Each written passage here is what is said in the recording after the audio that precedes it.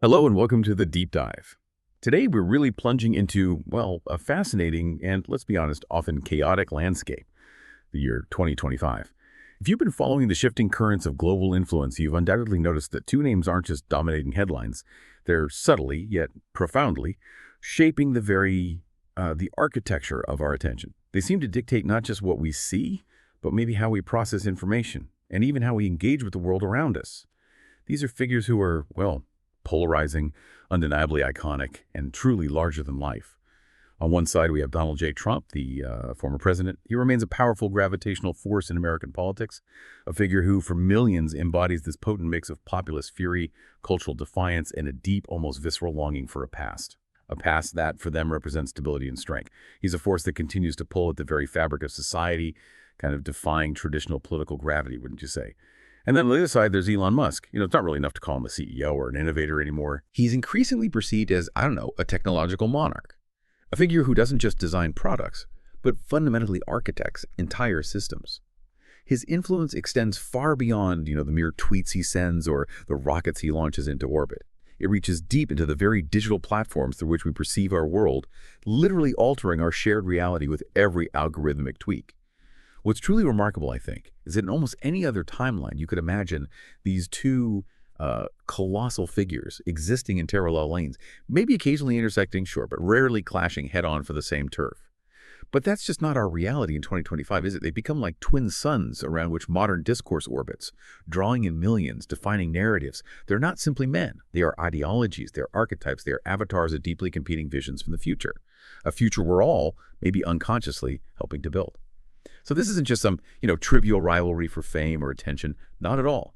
This feels like a far deeper contest for dominance over the mindshare of billions of people across the globe. Because, as we've talked about before on this show, in 2025, influence has truly become the most valuable currency. It just has. And while it's true that both of these men are literal billionaires, in terms of wealth, the whisper on the digital wind, the sort of feeling you get, is that only one of them is quietly yet definitively rewriting the very code behind the entire culture we inhabit. So today in this deep dive, we're going to venture right into the heart of this modern mythology. We're going to dissect a question that many are whispering, but maybe few are truly daring to articulate out loud. Who is really winning this silent yet profound battle for the future, Trump or Musk? Well, it's a huge question. And to truly grasp Donald Trump's position in 2025, you have to confront a fundamental reality, and that is he has never, not for a single moment, truly left the stage. I mean, despite his presidential term ending years ago, despite the whole tumultuous journey of being banned and then controversially unbanned from multiple major digital platforms, and despite, a continuous barrage of ongoing legal entanglements and an increasing number of public questions surfacing about his age, his stamina, Trump remains an absolutely thunderous presence in the public consciousness. He's a constant, almost inescapable force in the media landscape. You just can't ignore him. His rallies, even now, right here in 2025, they continue to draw thousands upon thousands of adoring fans. And these aren't just casual observers, these are deeply committed supporters, people who still turn out in droves, often traveling considerable distances, waiting for hours just to be in his physical presence. We see his face as an unmistakable icon, still etched vividly on countless flags, waving proudly at these events, emblazoned on t-shirts, featured on all sorts of merchandise sold at kiosks outside. And perhaps most notably, his ability to generate a massive wave of media coverage, public conversation with just a single sentence, maybe a single post on Truth Social or a single comment. It's utterly unmatched by any other political figure today. His knack for dominating the news cycle, often without even seeming to try, remains just unparalleled. So it's clear, I think, that Trump transcends the traditional definition of a politician. He isn't merely a public servant seeking office. He is a pervasive movement, an instantly recognizable global brand. And for a significant segment of his followers, he is revered almost as a messiah figure, embodying their hopes, their frustrations, their perceived grievances. His initial ascent to power didn't just change American politics, it profoundly redefined it. He demonstrated unequivocally that sheer performance, the masterful channeling of grievance, and that raw, unfiltered charisma could powerfully outperform traditional metrics. Things like, policy understanding, ideological consistency, or even accumulated experience in public office. He proved that narrative and a deep emotional connection could, for his base, trump everything else. Pun may be intended there. You've painted such a vivid picture, that enduring power, that undeniable presence. It really is something.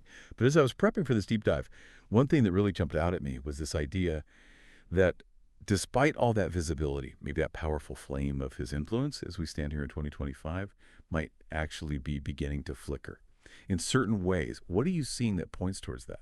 It's a critical observation, yes, and I think you're onto something. There are, indeed, subtle, yet potentially crucial, signs.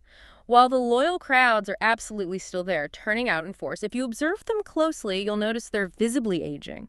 And this isn't just, anecdotal. Demographic data from these events consistently shows a disproportionate attendance from older generations. Now, while their loyalty is unwavering, absolutely, their sheer numbers for that kind of on-the-ground, high-energy political action, well, they're not regenerating with younger cohorts at the same pace. That's a factor.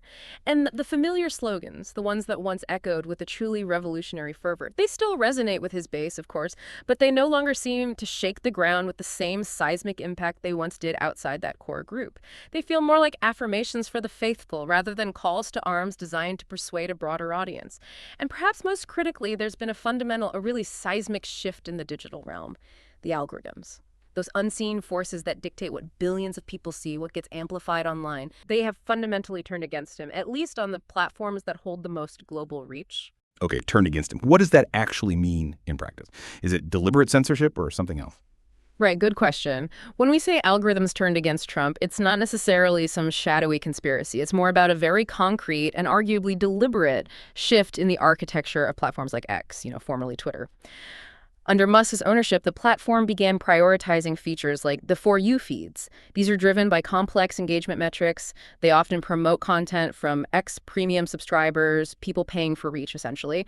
And they prioritize that over the simpler following feeds that allowed users to see content from specific accounts they chose in chronological order. This effectively diluted the raw, unfiltered, and frankly, the truly viral reach that Trump's sort of shock and awe tweets once commanded. His once central, unavoidable voice on X has, algorithmically speaking, been moved to a more, let's say, niche corner of the broader platform. It's still there, but its inherent reach is curtailed by the platform's design. So he's still got this incredibly dedicated following, that's clear, but his overall digital reach, which was arguably his superpower back in the day, is diminishing. So how does that translate to his actual kingdom then? What does that look like now? Exactly. Think back just a few years ago. Trump's words roared across Twitter like an unstoppable, untamed wave, didn't they? Reaching every corner of the digital sphere, dominating global discourse for days sometimes. Now, in 2025, those same words, or similar ones, echo in a much smaller, far more confined space. Yes, he has Truth Social. That's a platform that is undeniably loyal to him. It's a dedicated digital echo chamber built explicitly for his voice and his supporters. It's a space where his supporters can congregate, reinforce their views without much external interference. That's true. But here's the critical distinction. That platform utterly lacks the virality, the unpredictable spread, the spontaneous, organic engagement that characterized his former digital playground on Twitter. It's a loyal space, yes, absolutely, but it's a contained one. Its user base is just a fraction of X's, and content rarely, if ever, breaks out from Truth Social to become a broader cultural phenomenon in the same way. So in many ways, Trump absolutely remains the king of his specific realm, the undisputed leader of his dedicated following, no question. But the undeniable truth is that the borders of that kingdom have dramatically shrunk. His influence, while incredibly deep within that committed base, is just no longer wide. And in a world increasingly driven by scale, by platforms designed to reach literally billions of users, well, being incredibly loud and influential in a relatively small room is fundamentally not the same as owning the entire stadium, or even influencing the conversations happening across multiple stadiums globally. His reach is deep, yes, but his overall capacity to expand that reach, to capture a new mind share, that seems significantly diminished. That's fascinating. So, wow, Trump's influence feels almost like this force of nature, primal, enduring. It's also, as you said, constrained, kind of limited by its very nature in this digital age. Okay, so meanwhile, on the opposite side of this contemporary mythology, we have Elon Musk. He isn't just living in 2025, he is actively and literally building it piece by piece. This is the man who once famously dreamed of colonizing Mars, and now, now with astonishing ease, it seems, he orchestrates global attention, almost with the same surgical precision he once applied to programming lines of code. The remarkable display of control over the world's focus, almost like he possesses a remote control for public consciousness. It's quite something to watch. And his empire, unlike any other in modern history, it stretches not just across diverse industries, but also, quite remarkably, across various ideologies. He seems to appeal to everyone, from libertarians to environmentalists to people who just love disruptive innovation. I mean, Take Tesla, for instance. It doesn't just dominate the electric vehicle market. It fundamentally reshapes the very infrastructure of modern transportation. It's pushing entire nations, established automotive giants, towards an electrified future. Not just with cars, but with battery storage solutions for homes and grids too. It's systemic. Then there's SpaceX. It consistently redefines what is even possible in aerospace and, frankly, geopolitics. Through its Starlink satellite internet, it offers connectivity to entire nations, bridging digital divides in underserved areas, even providing critical communication infrastructure in conflict zones. And at the same time, it's launching highly sensitive military payloads and pioneering the era of civilian astronauts venturing into orbit. It's effectively blurring the lines between government and private space exploration. And then, of course, there's X, the platform formerly known as Twitter, once renowned for its brevity, its concise communication. Under Musk's stewardship, it expanded into this truly chaotic town square. Maybe digital battlefield is better sometimes. It's a bustling, often turbulent arena where political declarations are made, where meme warfare is waged with surprising ferocity, and where unfiltered ideology from all corners of the political spectrum kinds of megaphone. It's a testament, really, to his ability to not just control, but completely redefine the very nature of public discourse, turning a global social network into his own grand experiment in free speech and digital governance. Exactly. And what's crucial to understand about Elon Musk's ambition here, and this is where it gets really, really interesting, is that he isn't content with mere influence, like being talked about. His objective seems far grander. He seeks immersion. He doesn't simply want his content or ideas to trend or to be a trending topic in the news. He seems to desire owning the very architecture of trending itself. Does that make sense? Okay. This isn't just about controlling what you see, but the very mechanism by which you search, connect, and even perceive truth online. He controls the algorithms, the code that dictate what billions of people see, hear, and engage with on X. He decides the rules of engagement within these digital spaces.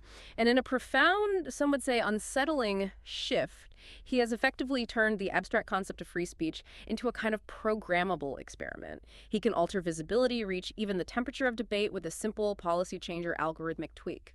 The implications of this are just staggering.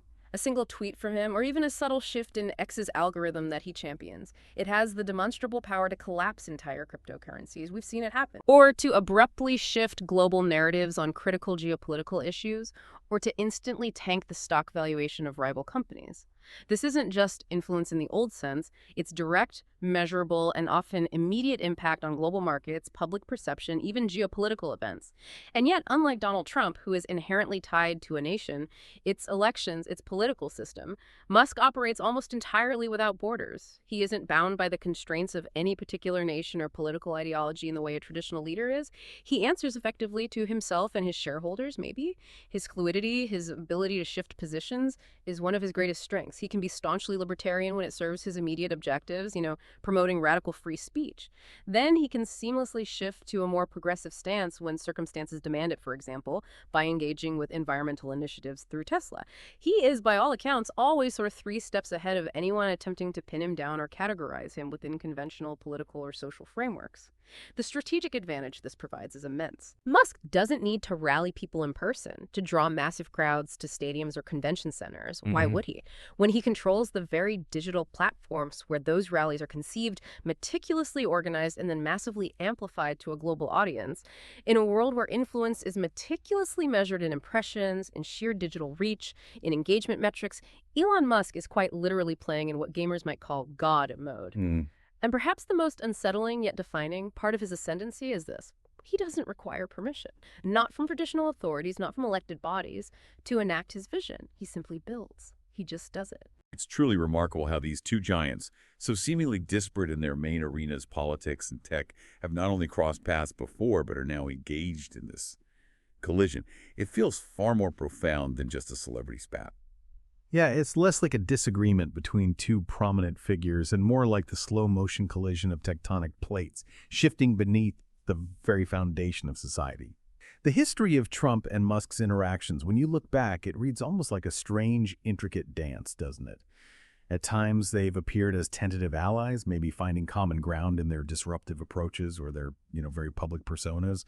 At other times, they've been clear adversaries clashing over policy, personality, or even just a perception of who holds more sway, who's more important.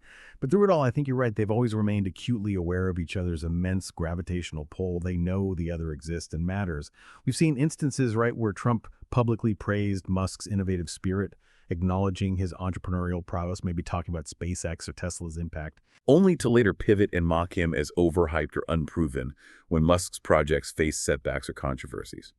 Similarly, Musk, for his part, initially showed subtle, almost tacit support for certain Trump-era policies, maybe seeing alignment in deregulation or bold industrial initiatives, perhaps, but he later visibly distanced himself, often through those sly jabs or those notoriously passive-aggressive tweets that really characterize his digital communication style, especially as public opinion around Trump became more polarized. But the undeniable tipping point, the moment their paths fundamentally diverged and really set the stage for this current power struggle, that came when Elon Musk successfully took over Twitter and subsequently rebranded it as X. He then began with characteristic audacity to meticulously reshape it in his own image, prioritizing what he calls free speech maximalism and introducing features that fundamentally altered the platform's dynamics. For Donald Trump, this acquisition was profoundly impactful. This was a platform he'd once absolutely ruled, a place where his every word, his every pronouncement commanded immediate global attention and reaction, often completely unfiltered. But under Musk's new dominion, it swiftly became a playground he could no longer truly control. Suddenly, Trump wasn't guaranteed to be the loudest voice in the room anymore, or even the most central voice, as X's new algorithms and content policies shifted the landscape. Elon Musk was now the ultimate arbiter, the owner of the playground. And unlike Trump, who communicates primarily in those bold, direct slogans, often steeped in rhetorical flourish, Musk speaks in a different vernacular entirely. It's one composed of memes, complex code references sometimes, and often this disarming layer of irony that can be both alienating to some and highly effective for others. His power isn't rooted in the traditional art of rallying the masses in person, drawing tens of thousands to a physical space. Instead, it seems to be about fundamentally reshaping the entire structure through which those masses perceive and interpret information. By controlling the digital pipelines themselves, it's a subtle but incredibly powerful difference in the very mechanism of influence. Right. So, as they continue to circle each other in this vast, tumultuous arena of the cultural zeitgeist, the real underlying question isn't simply who can shout the loudest, is it? Or who commands the most immediate headlines on cable news tonight? It's far more fundamental. Who is truly changing more minds? Who is shaping the collective consciousness, not just with ideas, but with the very tools used to disseminate those ideas? This isn't just a personal squabble, it feels like a metaphysical rivalry almost. One, Donald Trump is fighting with everything he has to regain a throne that was built from the democratic process, built from votes. He's striving to restore a past political order and traditional forms of power. The other, Elon Musk, has been quietly yet rapidly constructing an entirely new kind of throne.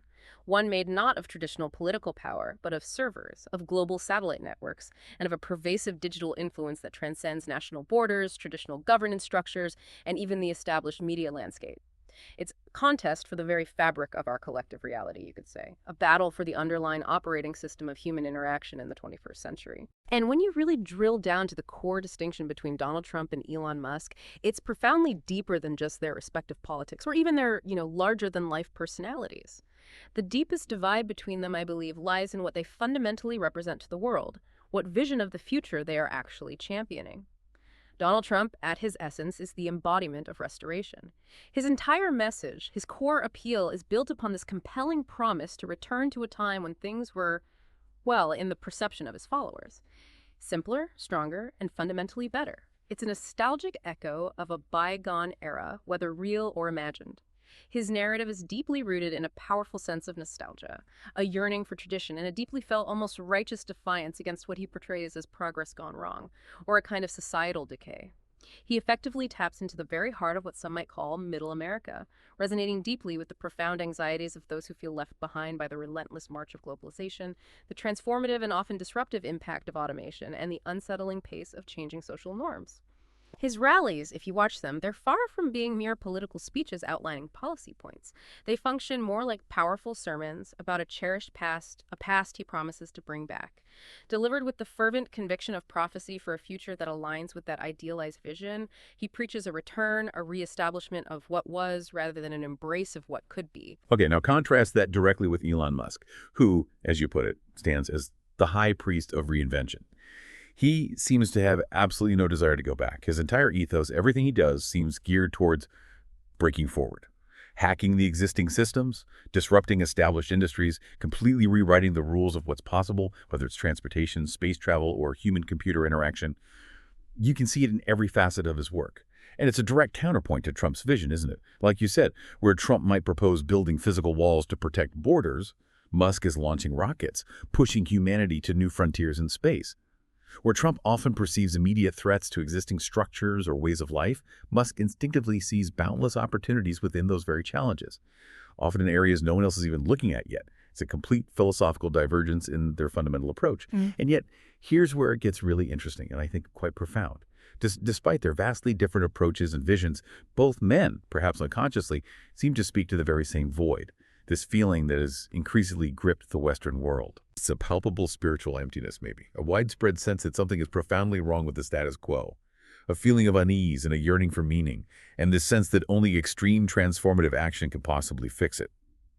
The diagnosis of the problem, this pervasive malaise, it feels surprisingly similar for many who gravitate to either figure, but their prescribed solutions couldn't be more different, could they? Trump offers a very specific kind of safety, a safety through rigid order, a return to familiar structures, perceived stability, and a strong, decisive leader figure, nostalgia as security. Musk, on the other hand, offers escape.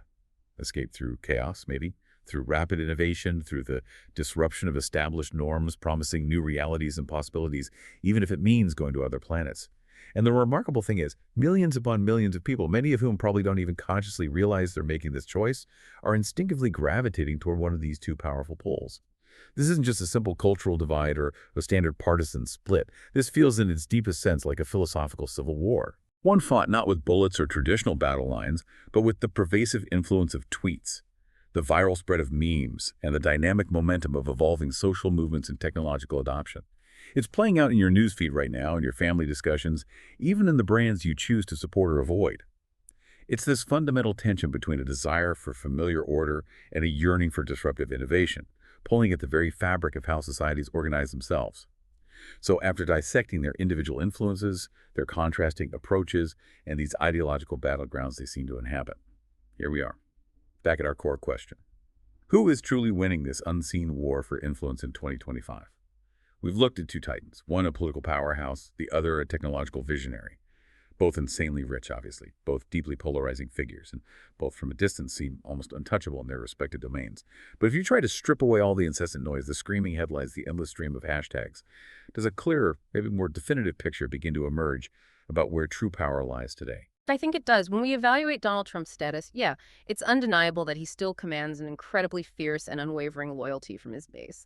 The depth of that loyalty is profound, almost a tribal allegiance that few political figures anywhere can match. That's real. However, and this is the crucial distinction we've been discussing, it's loyalty that is undeniably shrinking in overall scale relative to the whole population. His influence, while incredibly deep within that committed segment, is increasingly walled off. It's confined to specific digital platforms and media ecosystems that cater almost exclusively to his supporters. He may be perceived as a president of a nation by his followers, sure, but in 2025, that nation, that base, no longer holds a monopoly on global power or, maybe more importantly, on the levers of influence that truly shape modern civilization. His reach is deep, absolutely, but it's finite, and it often seems to just recirculate within its own boundaries rather than expand outwards. Elon Musk, on the other hand, presents a completely different paradigm. He operates like a king without a traditional kingdom, mainly because his kingdom is quite literally everything digital, or at least huge swaths of it. He holds the keys to the pipes, the infrastructure, through which modern thought, communication, and information flow globally. I mean, think about it. If you want to launch a new product, influence public opinion, or even organize a social movement today, you likely rely on the digital infrastructure that Musk, in one way or another, controls or heavily influences. Whether it's X, Starlink, maybe even future Neuralink applications, he doesn't need to ask for attention. or courted through public appearances or traditional media campaigns in the same way Trump does. He is the algorithm, or at least he owns the platform that runs the algorithm, that fundamentally decides who gets attention, what news goes viral, and which narratives dominate the digital landscape. It's like the person who owns all the roads, the cars, and the gas stations. They control the entire mobility system, even if they don't technically rule a specific piece of land on the map. He doesn't run for political office, right? That's a traditional route to power he ignores. Instead, he meticulously builds the very infrastructure of the future. One Neuralink chip designed to eventually integrate with the human brain. One Starlink satellite beaming internet from orbit to remote villages or conflict zones. One social media platform reshaped in his image. One piece at a time. These aren't just innovations in the business sense. They are new architectures for human interaction and information dissemination. This is the new architecture of influence. So, Trump may still lead in sheer volume, perhaps, in the sheer decibel level of his public pronouncements and rallies. He's often shouting the loudest. But Musk, more quietly perhaps, but profoundly, is leading in design. He's designing the very system that determines who gets to be heard and how that message is received and amplified. And in 2025, the undeniable truth seems to be this.